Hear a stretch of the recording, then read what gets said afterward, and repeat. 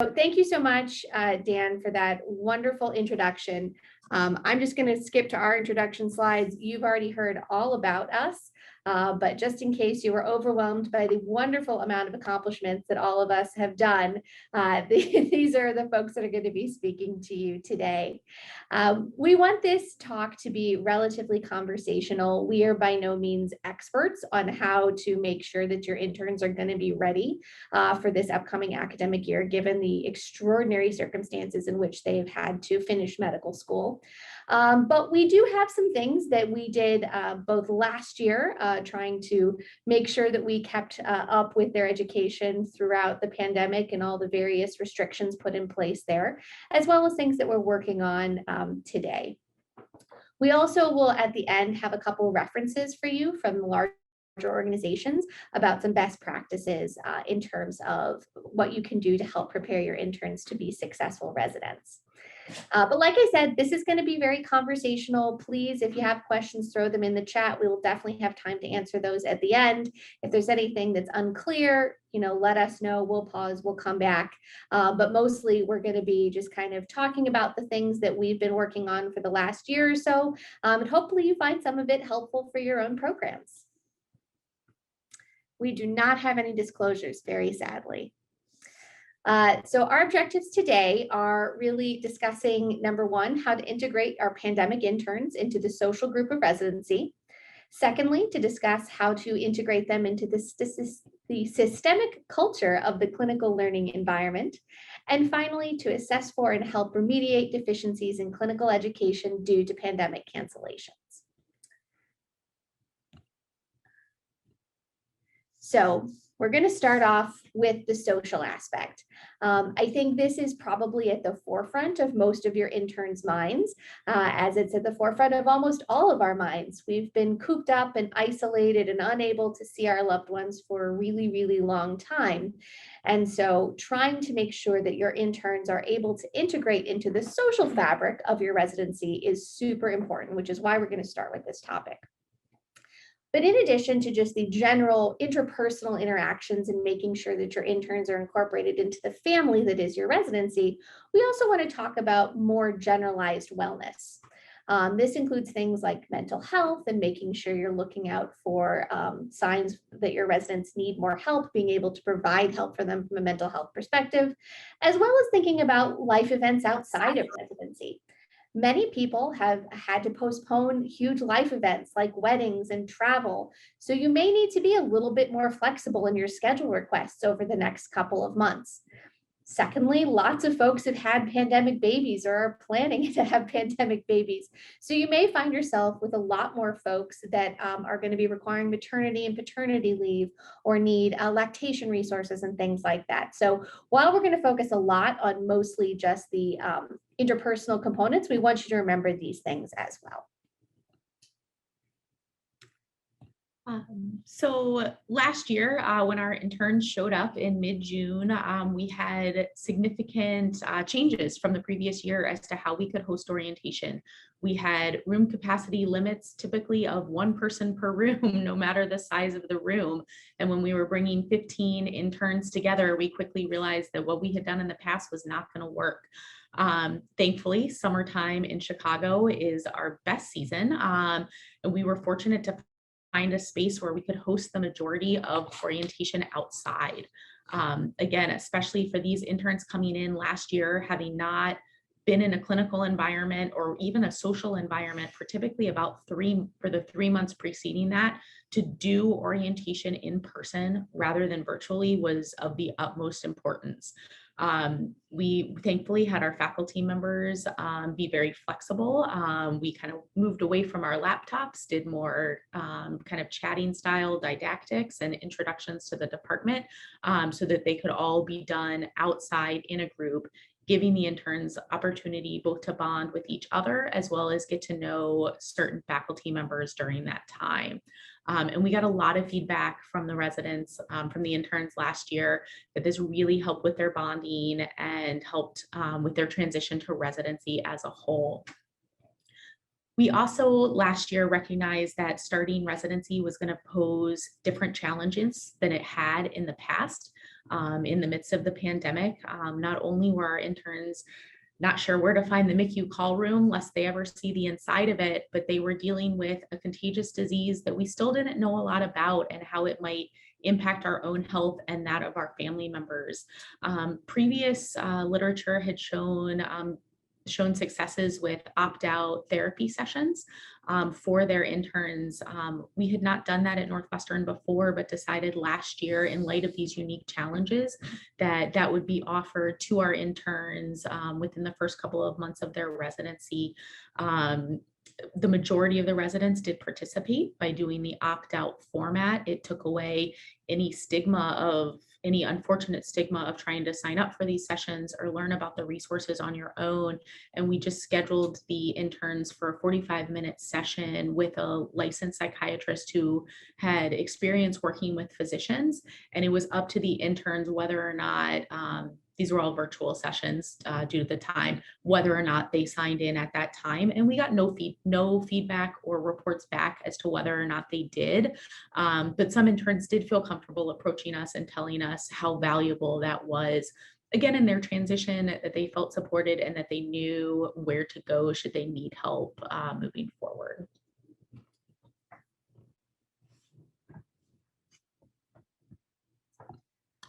So switching gears a little bit to talk kind of from the coordinator perspective, very much we want to be supportive of our residents in their building of the social elements. So one of the things that we really focused on was really utilizing your city to find ways to create events for your residents, especially when you can't be indoors. So being in Chicago, the summer time is clearly our biggest opportunity to source some fun times for our residents. So you can see here in some of the photos here, we really utilized the Navy Pier and boat tours of the city and such as a way to offer our residents both an introduction to the city that they're going to be living in for the next 4 years, but also some fun ways to bond. Obviously, Chicago has very we have winter, it's a thing. And so with that made it more challenging to find opportunities for our residents to still get together. And so we really had to rely on some more of the virtual elements to that. So in that regard, we really leveraged elements of our residents that hobbies and skills that they have outside of clinical or emergency medicine training. So we hosted virtual cooking classes, wine tasting events, all virtual still, and cocktail mixology classes, and then some virtual game nights as ways for people to still connect during those tundra months, as ways to remain connected that way. And then the other seasons of the year, our residents and through our research of just what exists here in Chicago, they had opportunities to again find outside activities with apple picking, some hiking around local areas, and then other gatherings at local parks and such.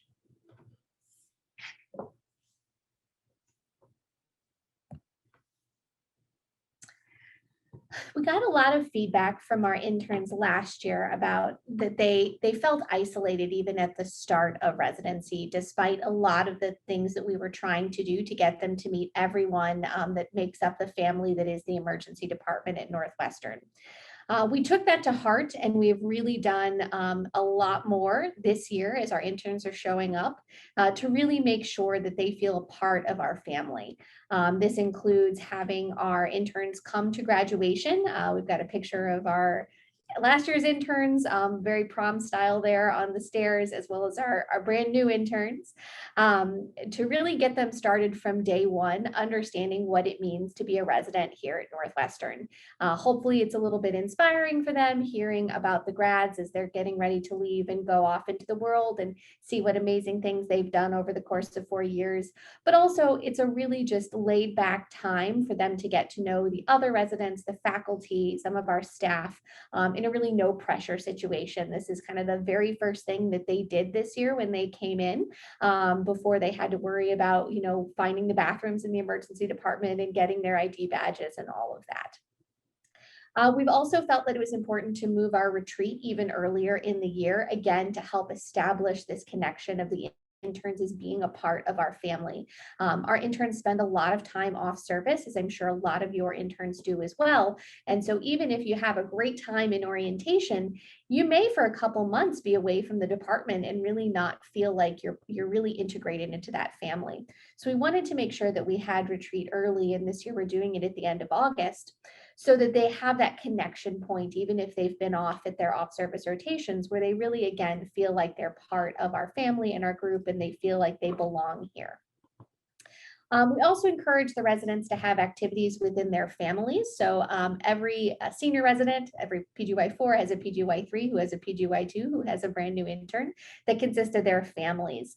And this is really helpful for that near peer mentorship, but also to give folks a much smaller, more intimate group to feel integrated into. Sometimes it feels a little bit hard if you're, perhaps not the most outgoing person to speak up in a group of 60 or even more. Having your family to be just 3 or 4 other folks around you really gives you another outlet in order to be able to feel integrated into that. We also wanted to make sure that we weren't exclusive of the other external family beyond the residency. So all of the events that we have across orientation, we try to make very family friendly. We encourage people to bring their significant others, their kids, their pets. Their parents are with them. They can bring their parents for things like our barbecue or some of our other sort of non-clinical scenarios. And so this shows that it's not just the intern that's entering our family, but really their entire extended social group is becoming a part of the NUM group as well.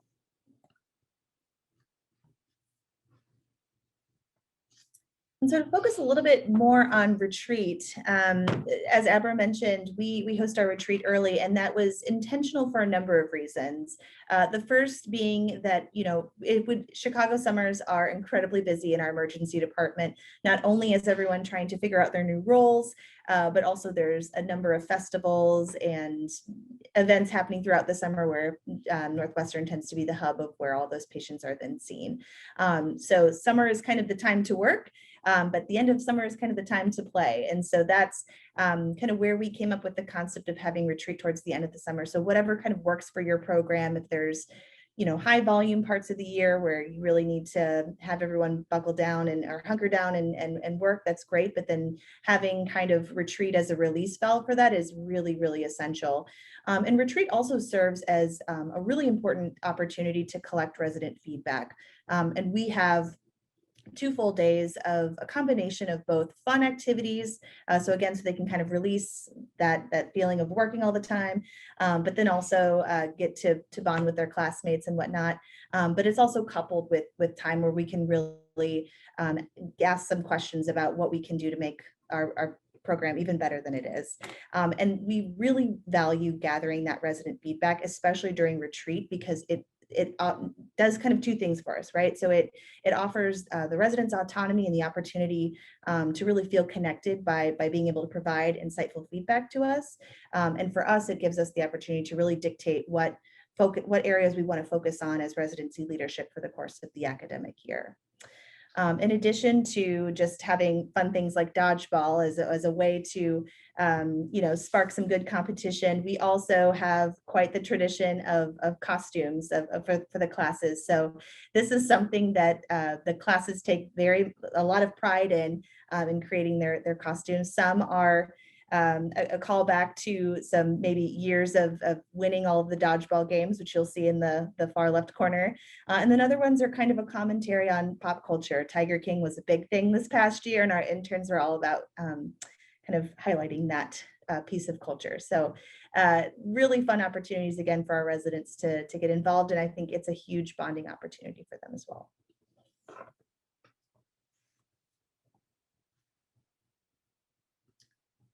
And I guess for the silver lining of the social life post-pandemic is that residents are eager to participate. Residents are eager to engage and just be around people. They miss those social interactions in the flesh and not online. So our participation numbers are higher for our residents, which means also that they are more vocal and they are getting a lot more creative with the types of events and activities that they want to participate in. A couple of our residents mentioned that they want to host a prom So they really want to be out in the world, dressing up and just enjoying each other's company. And for a lot of the current residents, they haven't been able to do that in a year and a half, which means that any moment, hour, or minute that they can spend with each other to them is valuable. So we've had a really, good turnout for our residents in all of our activities post pandemic.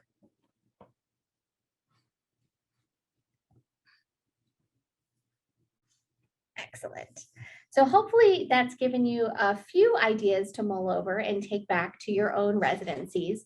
Obviously, your academic schedule may be a little bit different than ours. I know a lot of people save retreat for the end of the year, but some of the activities will be equally important at the end of the year as they are at the beginning, as these residents, the interns are getting ready to become PGY2s, take on more responsibility in your department. So making sure that whenever it is that you have time for their class to bond together, but also to bond with the larger group is going to be really, really important. The next kind of large section we want to hit on now is really being able to integrate the interns within the system of the clinical learning environment. And this was a surprise to me. I actually polled our interns when they got here on the first day, our rising interns, and asked them, having been out of the clinical environment a lot, having been through sort of this weird interview season where everything is virtual, what are you most concerned about? What worries you? And almost unanimously, they said it's being in a new place. They never got the added benefit of being able to do an away rotation and be thrown into an environment that was brand new. Everything they've ever done clinically was what they were doing at their own medical school. And so they were actually really nervous about what does it mean to interact with a new EMR? How are they going to know what the consultation culture is? What are they going to be able to do when they're making calls to the lab? I mean, all these things that seem so normal when you come to a new job, it's something they've never experienced. All of our interns up until now have done that maybe 1, 2, or even 3 times, depending on how many away rotations they've done. So it really got me thinking, how can we help them with that sort of systemic transition? First and foremost, supervision is going to be absolutely crucial for these folks. Not only are they potentially going to have a little bit more clinical work to be able to catch up on from an educational perspective, but the fact that they've never tried to figure out a new clinical system is going to mean we're going to have to be over their shoulders a little bit more. And I think the important part about that is to signpost it and say, it's not that we don't trust you, but we're really trying to set you up for the best success you can have for the next 3 or 4 years. So we may hover a little bit here at the beginning, but it's so you can ask a lot of questions and feel really comfortable as quickly as possible. And then we'll back off when you don't need us anymore. I think this is also really a very important thing from a patient safety perspective, again, because a lot of their learning went to virtual. They've not necessarily had as much time to interact with patients in the flesh. And so perhaps utilizing things like direct observation very early within their clinical experience is going to be super important. So while you may feel like, oh, they got to get their feet wet, we don't really want to do direct obs until they've been in the department maybe a month or 2, it might be a really good idea to walk in on their first patient that you see with them and see how they interact. How do they take a history? How are their physical exam skills?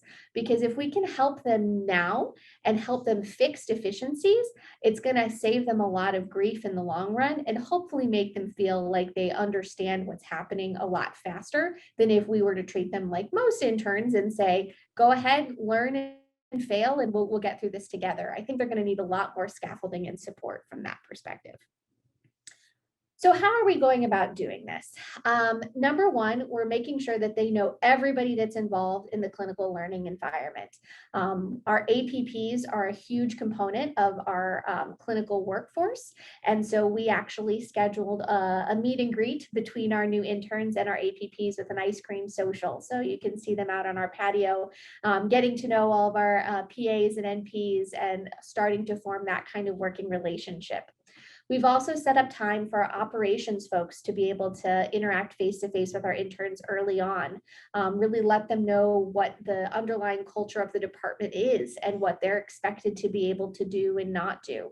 Really having them see these faces that are, perhaps higher up in our department than they may normally want to interact with on the first day of intern year.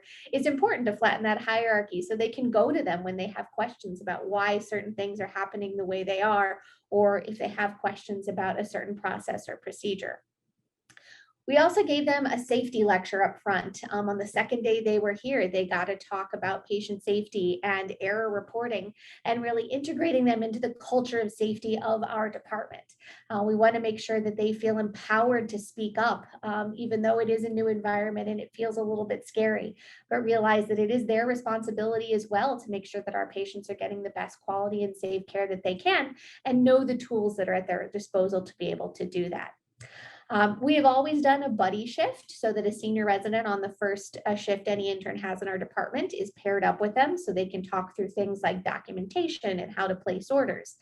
But we may actually start considering, should they buddy through the actual exam and history taking as well? It might be important on the first couple of patients that the intern sees to just have somebody there so that they can kind of fall back on them and say, is this what you're expecting an intern to do? Am I in the right spot? It will help sort of allay their fears, but also will allow us to find some of these deficiencies that might be there and correct them very early on. I don't know about you, but has anyone else undertaken construction or home renovation projects during the pandemic? Sadly, our emergency department was no different. And I know that a lot of departments have also gone under construction, a lot that was planned before the pandemic. And once you disrupt construction, it may never happen again. So we went on. But unfortunately, this creates a little more chaos in an already disrupted environment. So we found it very important to be completely transparent with our residents. We're undergoing pretty much a year-long construction project that's affecting different teams at different times. That requires a lot of flexibility. And again, when you're just learning the system, it can be hard to kind of bring forth that flexibility on a daily basis. So we're completely transparent with the residents every step of the way, how long each step of construction is going to take. Thankfully, we've managed to stay on target, but also what the expectations are as different teams and different rooms are kind of taken out of commission. And just to also understand that this is not the way it will be forever. The team may look this way one day, and then a week later, when we move to a different phase of construction, it's going to look a little different. So again, just letting them know each step of the way what to expect and what their expectations are, it's been very important. We also have involved the residents in the feedback and planning process as much as possible, especially our chiefs as they've been making the schedules. And that gives kind of a little bit of control in an uncontrollable environment back to the residents. Awesome. So for our last section, we want to talk about educational integration, which is, I think, what most of us as medical educators are both really excited about and terrified about in this particular intern class, because we just have absolutely no idea what pandemic problems have caused in terms of their development as clinicians.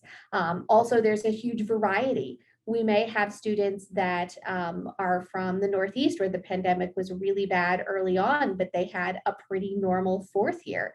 We may have had students coming from the South where they did okay through the spring of last year, but then their entire fourth year was completely disrupted. So not only is it going to be that their experience is vastly different from any intern we've seen before, but they're going to have vastly different experiences from each other. So all I have to say is thank goodness that we're all starting to become more acquainted with CBME and the idea of non-time-based progress through your clinical education. But in general, assessment is really going to be of the utmost importance for us, both from their learning, being able to provide them with very formative assessments so that they can continue to make their learning plans and move forward at a reasonable pace, but also from a patient safety perspective and making sure that they are reaching a minimal level of competence to be able to do things somewhat independently. So I promised some resources. The first thing I want to mention is this document, Transition in a Time of Disruption. This was a guide that was jointly sponsored by AACOM, AAMC, ACGME, and ECFMG. It's a total alphabet soup, but came out at the end of March of this year, which actually has a ton of resources about how to really support your interns through this transition. It's very practical. It has advice for interns, for program directors and DIOs, lots of links, lots of references. There's even kind of a timeline on how to think about supporting these folks through the immediate transition here in July, all the way through into the fall, making sure that they are on track to be able to progress the same as many of our other interns. It is available from the AAMC website. I encourage you all to go and take a look at it. The timelines do go back a little bit back into the spring. So if you're just looking at it for the first time now, don't worry about that if you haven't done those things yet. But think about how perhaps some of the other suggestions can be integrated moving forward. The other thing I want to mention is the core EPAs from the AAMC. These have been around for a little while, and some of the medical schools have actually been doing a little bit more of presenting programs with graduation EPA levels. So if you've gotten incoming interns from a few of the medical schools that do this, you've probably received an email report kind of saying where they land on the scale for each of these core EPAs. Which is great, but that's not every medical school. But consider having your interns do their own self-assessment based off of the core EPAs.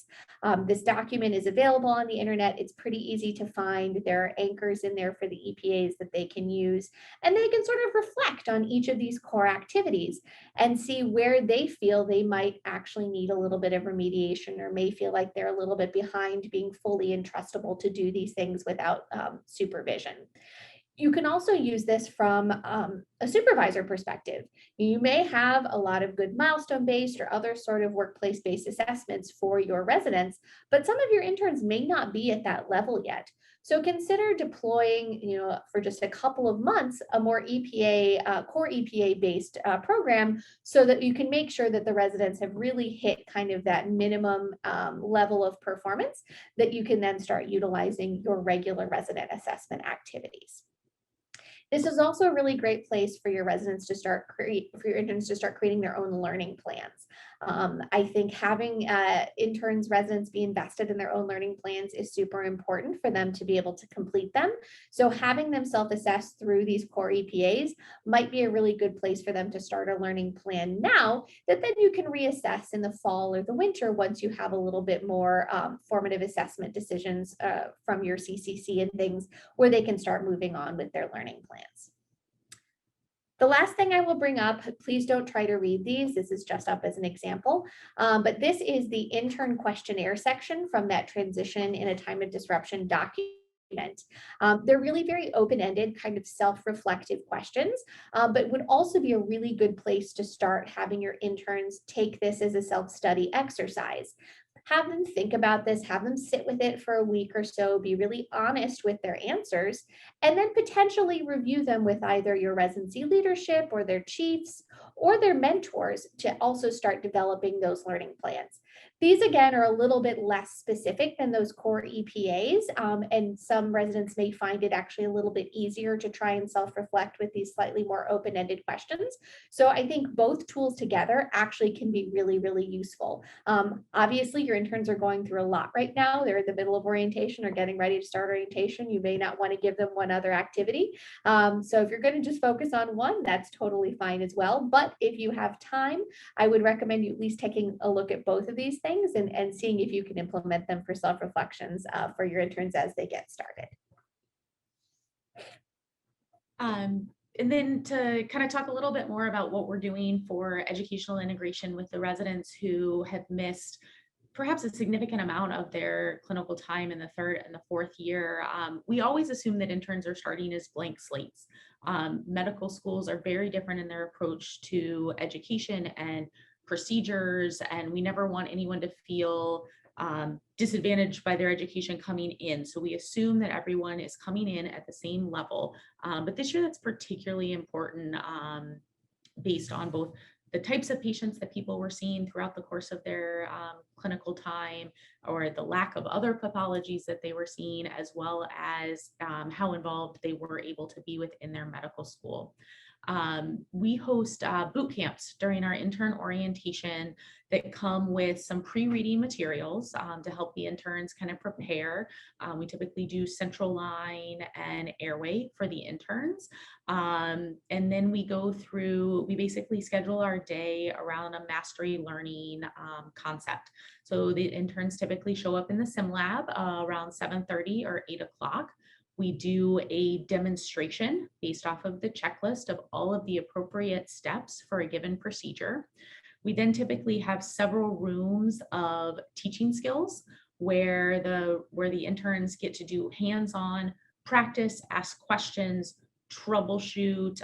Maybe we have a slightly different mannequin compared to the mannequin that they used before. How do you adjust in real time based on those scenarios? Again, with the goal of just repetition, repetition, repetition until it becomes natural. And then towards the end of the day, we start going through a checklist. And this isn't a testing or an assessment station. This is all about mastery learning and being able to walk out of the sim lab and apply this procedure to a person with all of the appropriate steps. So during that time, the checklists are not hidden. They're available for the residents to work through and ultimately work through from memory as many times as they need to until they feel very comfortable with the procedure kind of to conclude that day. Throughout the rest of the year, we also do a boot camp for chest tubes. We do ultrasound boot camps. We do breaking bad news. Cricothyrotomy is coming up. And again, this is just the opportunity to learn how to do the procedures in the sim lab without any concerns for how they are being assessed. This year, we had virtual conference all year last year, but there are just some things that you can't teach virtually. We were fortunate enough to be able to go into the medical school where we had enough space to kind of safely spread out, and did field days about 6 times last year, where we were able to break into much smaller groups for hands-on learning and didactics.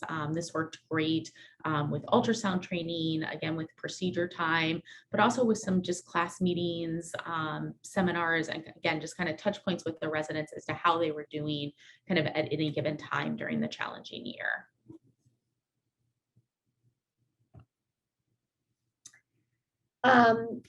In addition to all of the sort of support that we're trying to teach clinical skills and clinical reasoning and things like that up front with boot camps, it's also really important to reassure your interns early and often that it's okay to ask questions. This is not medical school anymore. They're not coming out of this with a grade. They are here to learn to be emergency doctors. And in order to do that, they're going to have to ask why.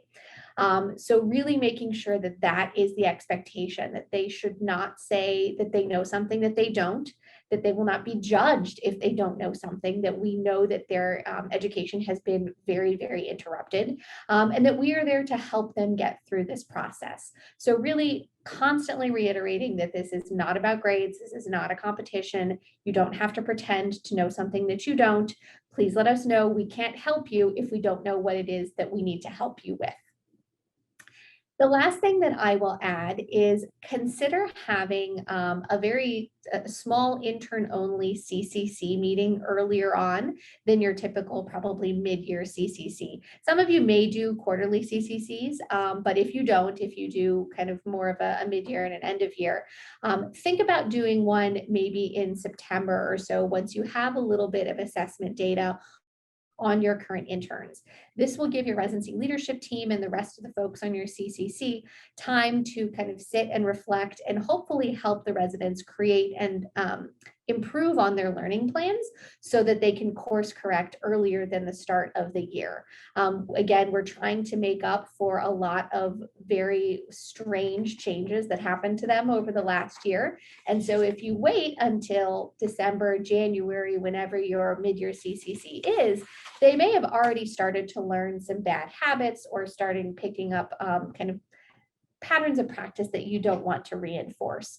So even though CCC is a huge lift, and I totally understand that, think about maybe taking an hour or two to even do it on a much smaller scale just for your interns early on in the fall. So you're just keeping better tabs on them than you might have to on some of your other classes. And I think it will be important.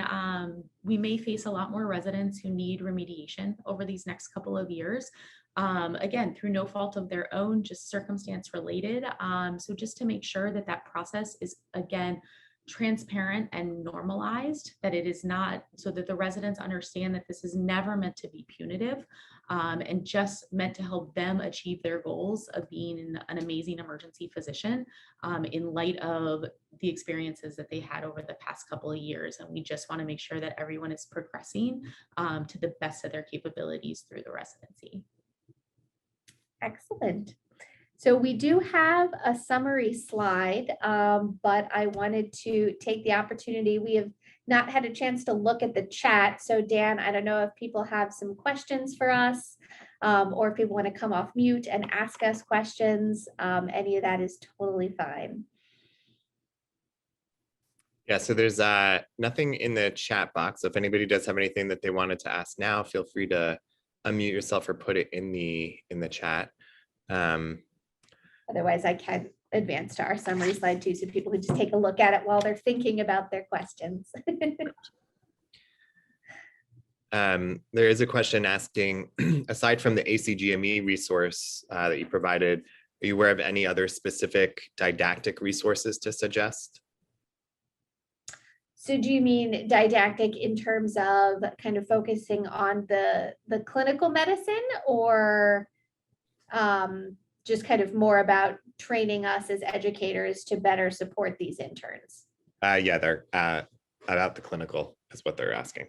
Gotcha.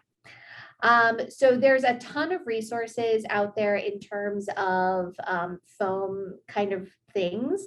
I would definitely check out some of the Alium Air series didactics. There are EM Fundamentals is a really great place that offers some education as well.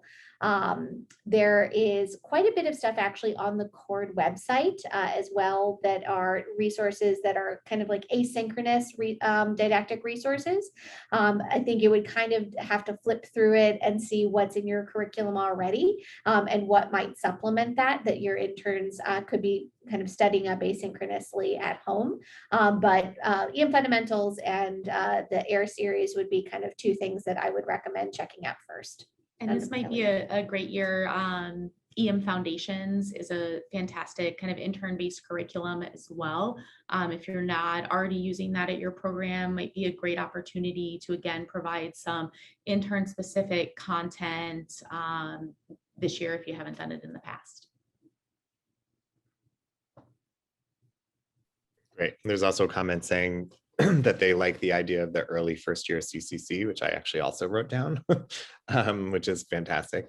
I'll ask something just because I'm curious. So as we move towards CBME, and I think a lot of more attention to assessments, one of the pieces of feedback I've gotten from the residents is that they feel like they're constantly being assessed and feeling like students still because of that. And so I'm wondering if, as you start to think about increasing the amount of this sort of early on, particularly for this cohort, if we're already setting, I mean, this is where we're going, I recognize that, but I'm just curious if you've had successes with messaging about that, or thoughts on how to message that better or differently to kind of get them on board with the plan.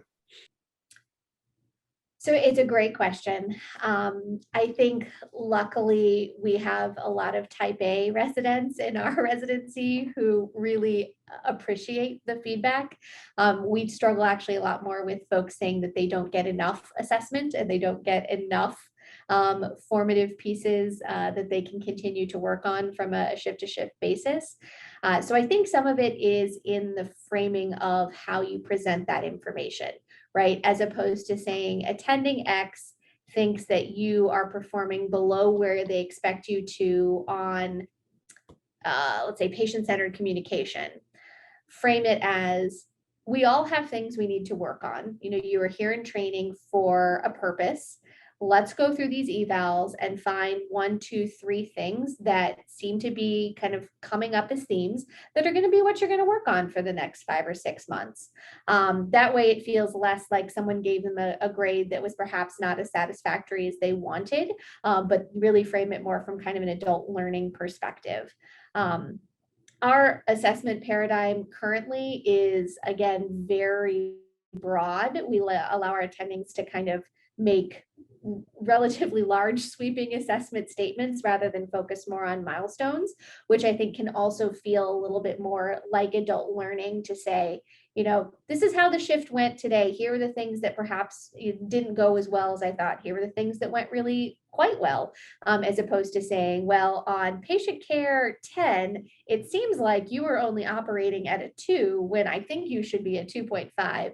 So it feels a little bit less like a grade and more like a performance evaluation in any other job. And I think being able to do so in person before seeing any of that feedback in the written format is incredibly important, because again, as Abra mentioned, I think most medical students and residents, they want the feedback, they want to improve. Seeing something that's not as constructive written down without actually hearing about it first and having the opportunity to discuss it with the faculty member who may believe a resident is underperforming is so important. If you can frame it again as, you know, I saw you interact with this patient, and did you realize you were standing literally in their face the whole time, and you know, you made them feel a little uncomfortable, goes over much easier than when you're talking about it and maybe the resident was saying, oh, I thought they were hard of hearing, that was where I thought I needed to be. You just have much more of a dialogue that ends up more constructive compared to seeing what they might think as just a kind of disarming assessment just written down for the first time.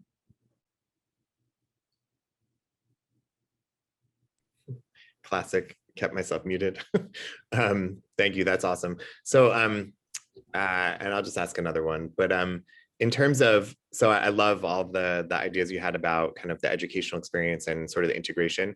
Are you doubling things? So are you also more on the sort of social part and community building? I know you talked about your retreat, but are you sort of double programming for that sort of orphan class that we've had last year who never had their first year of integration? So are you doing, you know, separate activities for them and sort of repeating things that they didn't get to have last year? Or are you just having them involved together, or and what's been your approach to that? So it's a great question. In some places we are double programming. So we're making sure that they're able to be involved with some of the activities that they missed out on last year. We have an ortho splinting boot camp that our orthopedic residents run that just didn't happen last year. And so giving the PGY2s the opportunity to go through that, as well as our PGY1s, so that they have that experience, was really important. Having our PGY2s have a little bit more of that bonding time together that they maybe missed out on when their intern orientation was a little bit truncated and a little bit virtual. So for our PGY2 orientation, which was 2 days, we really gave them a lot of time to kind of have, again, that social interaction with each other. We have been actually able to give them a fair amount of in-person hands-on instruction over the course of the last year. So some of the boot camp type things we have not necessarily had to double program, and we were very lucky that Chicago was in a safe place in the end of June last year, that we actually were able to bring them together in small groups and do some of those hands-on things, so they didn't miss out on that. But they have really definitely taken the lead this year in terms of the social programming with the new interns. So they're our social chair class anyway, but they have really tried to make sure that they're finding a lot of activities for their class to do with the interns, to really make sure that the family program is up and running and that folks are connecting with their little sibs. We've had a bunch of our PGY2s actually reach out to the PGY1s who are starting on ICU and make sure that they're oriented to the space. So even though it's not quite double programming, they have really taken quite a lead in order to ensure that the interns have the experience that they didn't have, but also I think they're vicariously getting some of that as well by kind of being in charge of it. Awesome. Thank you. All right, so I'm not seeing any other questions in the chat. So I just want to thank all of you today for taking the time to put this together. It was really informative and I think really covered all of the different aspects. So we're grateful to your team. And for those that are in the audience, just a reminder that we do these every month. The next one will be July 22nd. They're always on the third Thursday. And at 3:30 p.m. Eastern Standard Time, that one will be on best practices for virtual recruitment season. Anticipating potentially that it's virtual again, but at least some people will likely be doing that. So thanks again for your time and for joining us, and we will see you soon. Thank you. Take care. Bye-bye.